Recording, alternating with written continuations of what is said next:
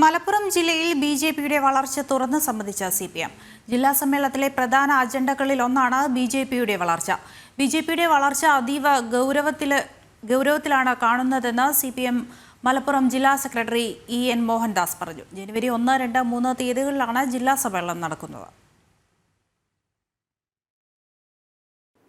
ജനുവരി 1, 2, 3 തീയതികളിലാണ് CPM Malappuram ജില്ലാ സമ്മേളനത്തിന് താനൂരിൽ തുടക്കമാവുക. ജില്ലയിലെ ബിജെപിയുടെ വളർച്ച സമ്മേളന ചർച്ചയിൽ പ്രധാന അജണ്ടയാകും. ലോക്സഭ, നിയമസഭാ തെരഞ്ഞെടുപ്പുകളിലും തദ്ദേശ തെരഞ്ഞെടുപ്പിലുമെല്ലാം ബിജെപി ഘട്ടം ഘട്ടമായി വോട്ട് വർദ്ധിപ്പിക്കുന്നത് LDF, UDF മുന്നണികൾക്ക് തലവേദനയായിട്ടുണ്ട്.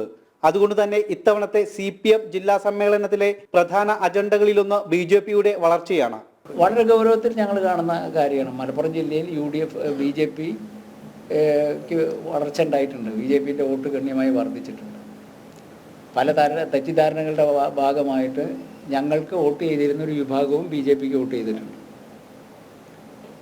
UDFിൽ നിന്ന് മാത്രമല്ല, LDFിന് വോട്ട് ചെയ്യുന്നവരും BJPയിലേക്ക് കഴിഞ്ഞ തെരഞ്ഞെടുപ്പിൽ വോട്ട് മറിഞ്ഞിട്ടുണ്ട്, വോട്ട് പോയിട്ടുണ്ട്, നഷ്ടം. അത് അതീവ ഗൗരവത്തോടു കൂടി തന്നെയാണ് കാണുന്നത്.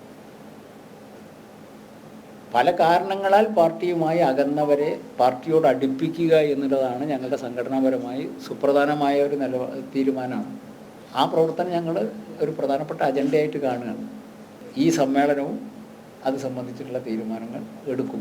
സിപിഎമ്മിൽ നിന്നടക്കം BJPയിലേക്ക് വോട്ട് ചോരുന്നത് പാർട്ടിയിൽ വലിയ ചർച്ചയായിട്ടുണ്ട്. എന്നാൽ ഇത് തടയാൻ CPM കിണഞ്ഞു ശ്രമിച്ചിട്ടും കഴിഞ്ഞിട്ടില്ല.